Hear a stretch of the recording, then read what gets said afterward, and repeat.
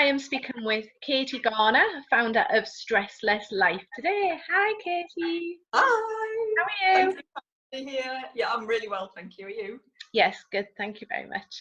So I met Katy a couple of years ago, and after I think it was a couple of months later, or several months after we'd first met, we were both invited to run some workshops for a Women Mean Business event.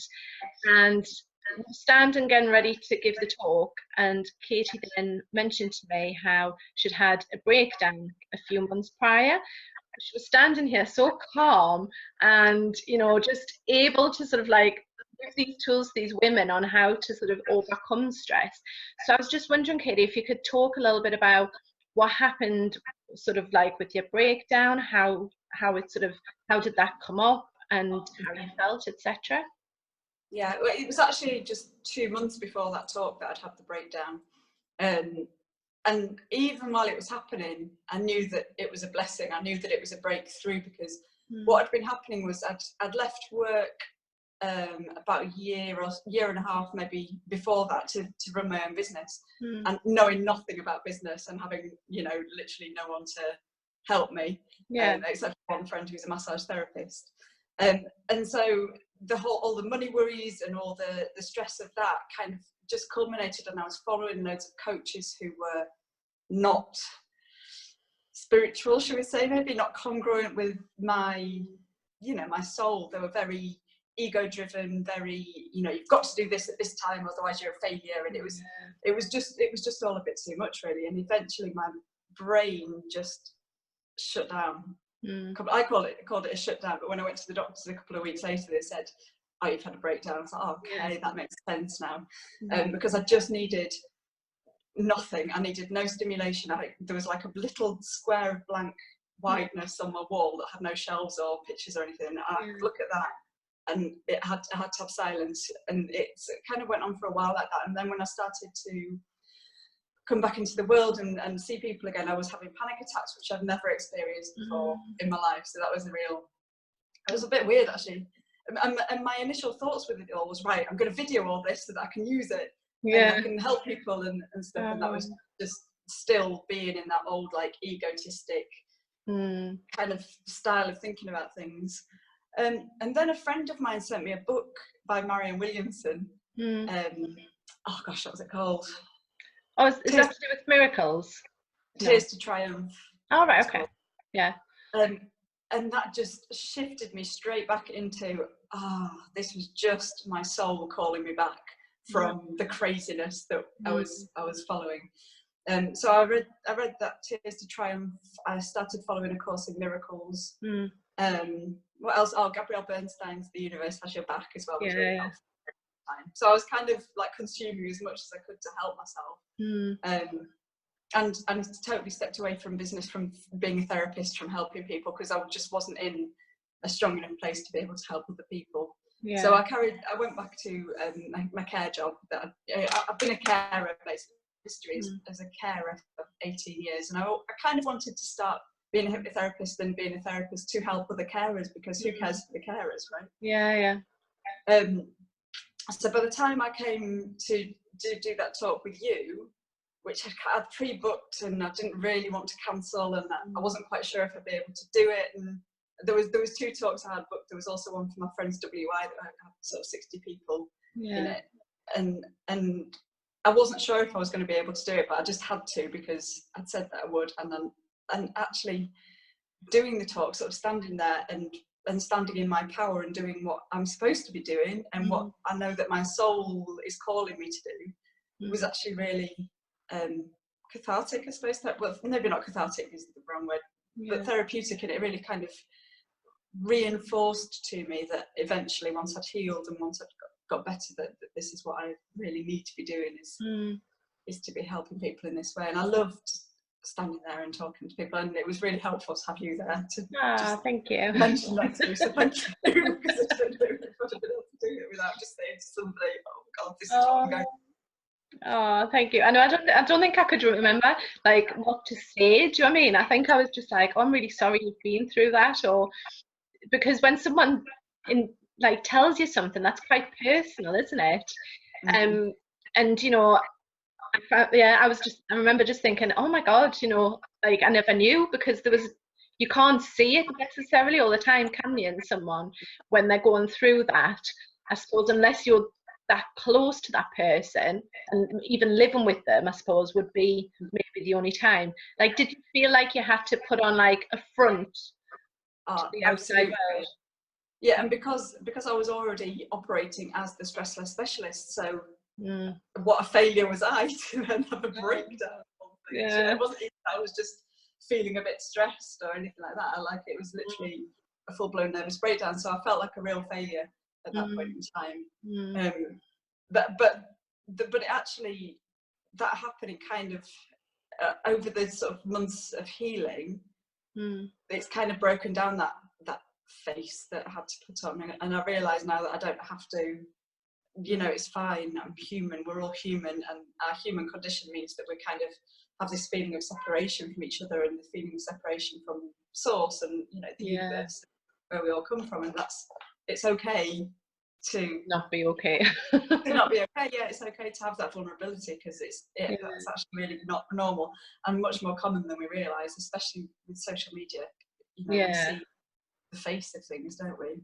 Yeah, because I don't know about you, but I found, especially, and it started off just being in front of my friends, that when I was feeling emotional, I would I will just cry and just release, and they're like, it's new moon time, or it's full moon time, Lindsay, you haven't let go of everything, and I'll just be sat there crying, and I have no particular reason for it inside, but I know that like one of my last like releases or crying was on the last day of school, because I think there was so much stuff had gone on.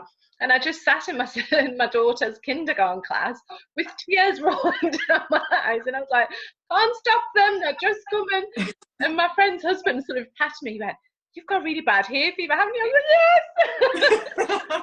Like tears streaming. And I couldn't stop it. And I was like, I'm just going to have to just go with it. And I thought, it doesn't matter what anyone else thinks in the room. Do you know what I mean? This is my body's way of just crying and just letting go and releasing something that needs to be released.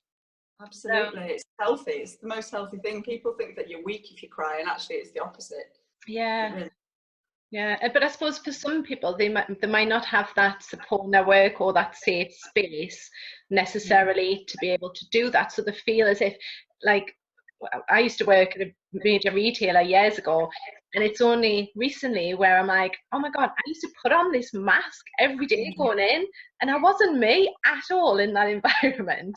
And it's no wonder that sometimes, I suppose when people go into work, or if they're going into a job that they don't necessarily like, it's like pretending, isn't it? Like every day.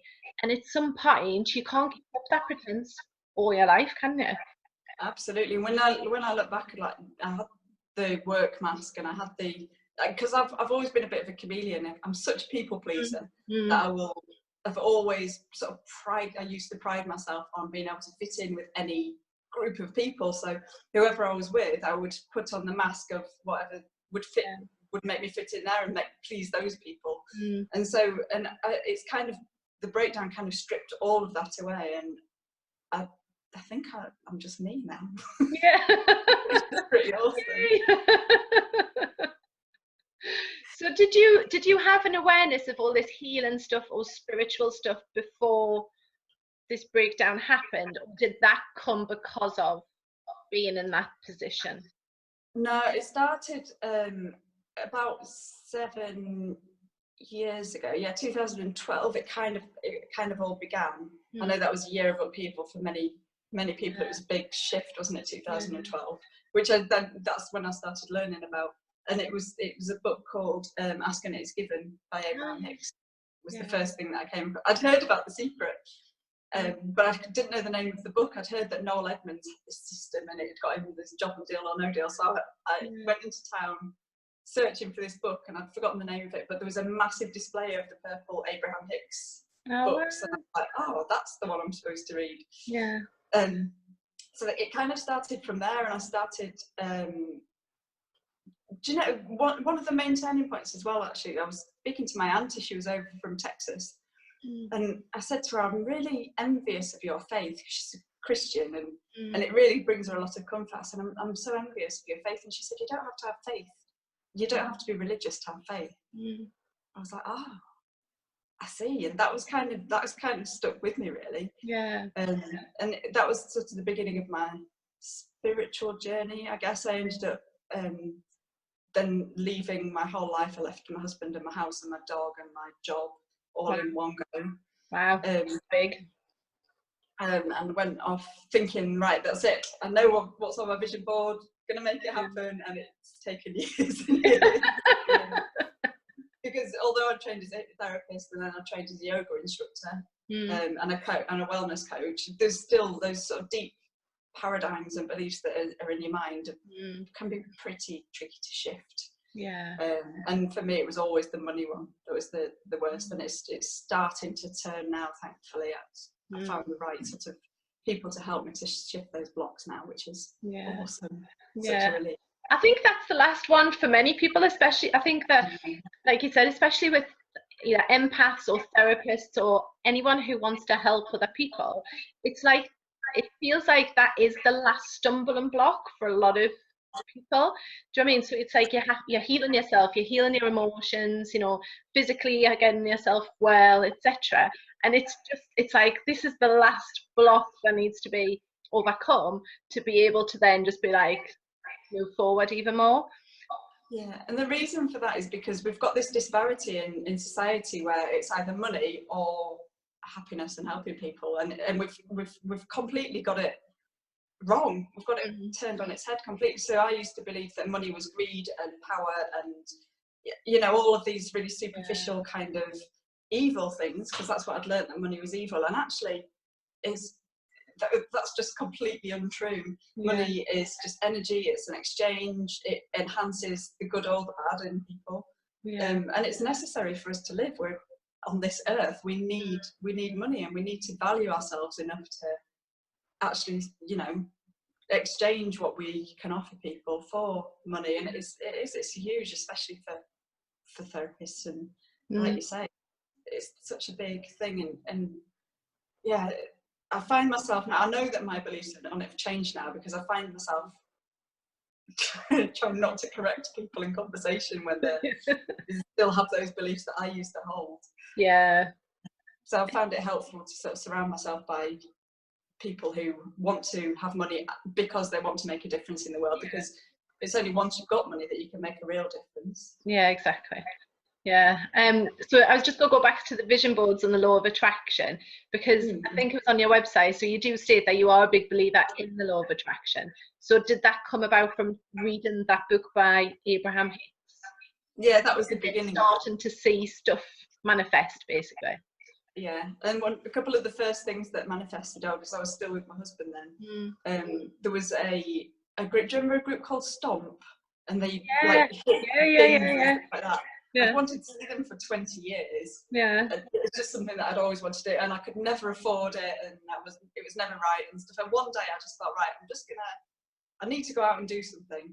I'm just gonna have a little look online, and Stomp were playing. I lived in Leeds. Stomp were playing in York that night. Yeah, I was like, I'm just gonna drive along and see if I can get in, and they had one ticket left, and it was right in the front row. I was like, oh my god,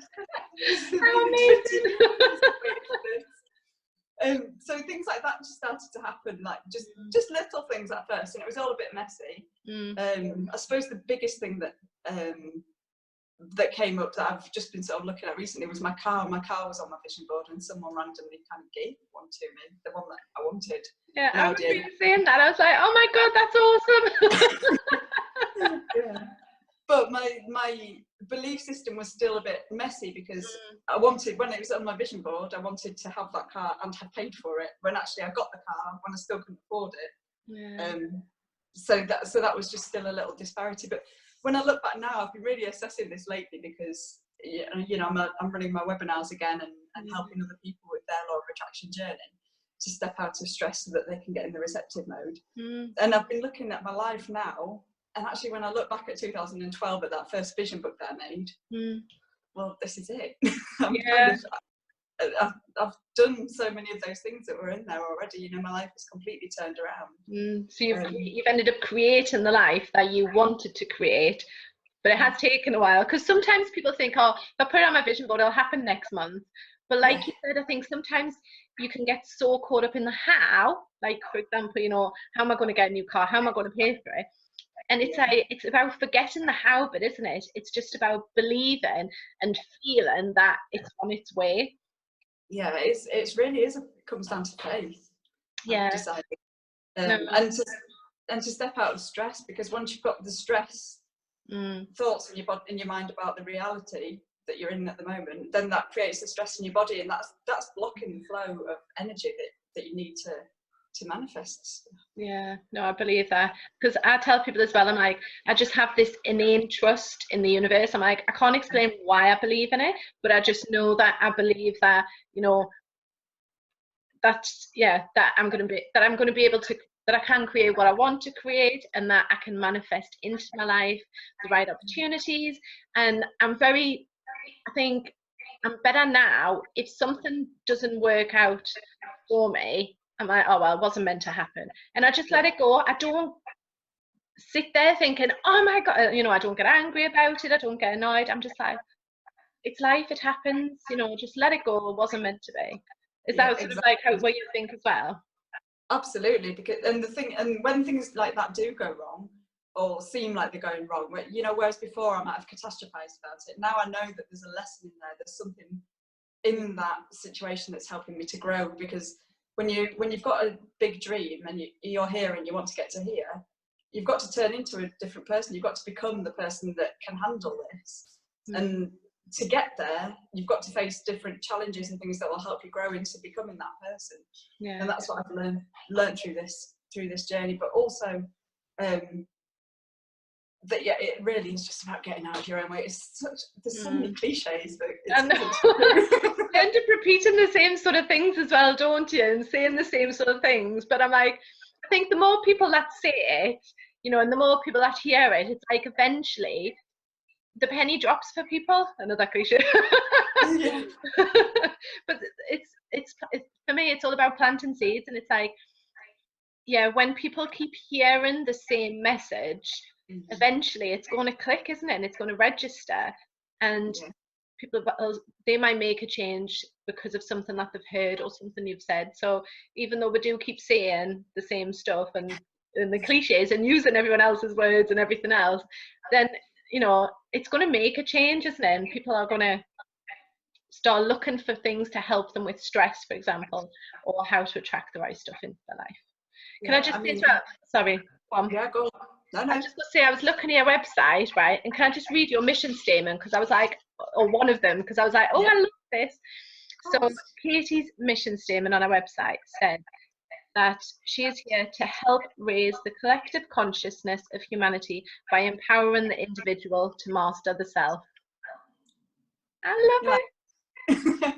Well, the thing is, it's one person at a time, isn't it? You know, and it starts with me and you. It starts with us helping ourselves and raising our consciousness, and then we can go out and help others, as we both do. That's, you know, you know, we've got quite a similar mission, haven't we, in life and purpose. And I know that you've got, you know, your amazing healing and other sort of special skills and powers that I haven't got, but that means that together we've got different things to offer for the same goal, really, haven't we? Yeah, exactly. So if anyone wants to find you, Katy, or to come and work with you, where can they find you? Well, it's stressless.life is the website. I'm on Facebook, Katy Garner, the Stressless Specialist.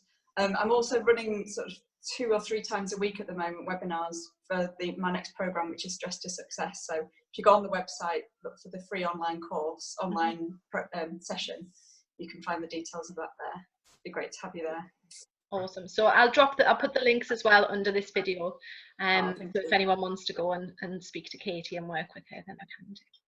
Fabulous. Well, thank you very much, Katy. Enjoy. Thank you for having me. Thank you. Thank you, darling. So nice to meet you. Take care.